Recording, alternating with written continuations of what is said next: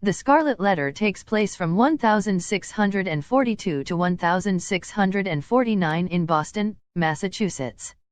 The colonial dates have been established by scholars studying the work, they are not stated explicitly by Hawthorne. At that time Boston was part of the Massachusetts Bay Colony, a settlement controlled by the Puritans, a Protestant group. Far less tolerant than later Protestant leaders in Connecticut and Rhode Island, the Puritans established a repressive theocracy. Any sin against God's will, as that will is expressed in the Bible, was considered a crime against society. The crime of adultery was punishable by death because it violated the seventh commandment. The first part of the novel, The Custom House, is set in 1850 in Salem, Massachusetts. A 30-page introduction to the romance, this section merges an autobiographical account of Hawthorne's ordeal as a customs inspector with the fiction of his finding a faded scrap of cloth in the shape of an A accompanied by a manuscript describing the origin of the fragment.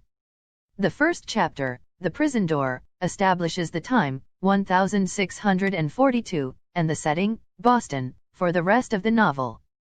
It opens with a crowd of people in sad-colored garments and gray, steeple-crowned hats gathered around the city's grim prison. They await the emergence of Hester Prynne, a beautiful young woman who had arrived from England, ahead of her husband, a misshapen scholar devoted to the investigation of the human soul. In the opening scene, Hester emerges from the prison with a baby in her arms. She has been convicted of adultery. Her punishment, thought too easy by some, includes a few months of incarceration followed by a public shaming on the scaffold at the western extremity of the marketplace, nearly beneath the eaves of Boston's oldest church. Stitched to the bodice of her dress is an elaborately embroidered A. Although Hester has been sentenced to wear the Scarlet Letter as a constant and public reminder of her sin, all marvel at her artistic needlework and the lively design wrought in gold thread that seems to mock the austere habits of dress among the Puritans. Hester appears on the scaffold with her infant daughter Pearl, proof of her illicit affair, clutched to her breast. Many of the onlookers, put off by her flaunted beauty and dignity, demand to know the identity of her lover. She refuses, her misery heightened when she recognizes among the crowd her long-lost husband. She also suffers at that moment the demands of her minister, Arthur Dimmesdale, who begs her to reveal the name of her fellow sinner and fellow sufferer. Hester refuses and returns to prison. Her husband joins her there. A doctor, he provides medicine to calm both Hester and the baby, who is hysterical. Hester's husband has taken the name Roger Chillingworth to hide his identity so he can discover who her lover is and thus get his revenge. He extracts a promise from Hester not to expose him, a promise she makes but fears she will regret.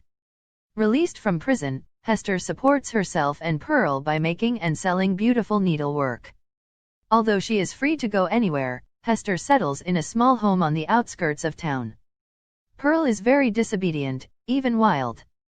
After a few years, Pearl's refusal to obey the strict Puritan rules becomes widely known and the authorities decide to remove the child from Hester's care. Hester begs Governor Bellingham not to take away her child. When Dimmesdale speaks up, Hester is allowed to keep her daughter.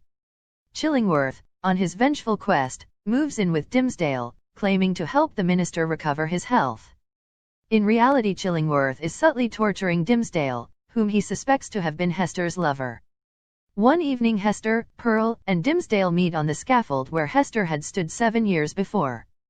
Dimmesdale admits his guilt in not acknowledging his role in the affair, but he lacks courage to admit his guilt freely to the entire town. Hester is now beloved by the community for unselfishly helping everyone. The once despised A sign of sin, has come to be a welcome sight. Some say it now stands for Abel. Hester has become drab and plain, Dimmesdale has become shockingly frail and thin. Worried about Dimmesdale's decline, Hester convinces Chillingworth to release her from her promise to hide his identity. She, Dimmesdale, and Pearl meet in the forest. Hester tells Dimmesdale who Chillingworth really is, and they make plans to secretly leave for England. 3 days later on Election Day, Dimmesdale gives the greatest speech of his life. The people celebrate his saintliness, not realizing he is a sinner. To everyone's shock, he climbs on the scaffold and confesses his sin to the entire community. He rips off his shirt, baring his chest, and then dies in Hester's arms. In the final chapter, The narrator speculates on what Dimmesdale revealed on his chest. Was it an A? Was there nothing at all? Chillingworth, having lost his reason for living, dies within months. He leaves all his money to Pearl, making her the richest heiress in the New World. Hester leaves Boston but then returns, remaining in her small house for the rest of her life.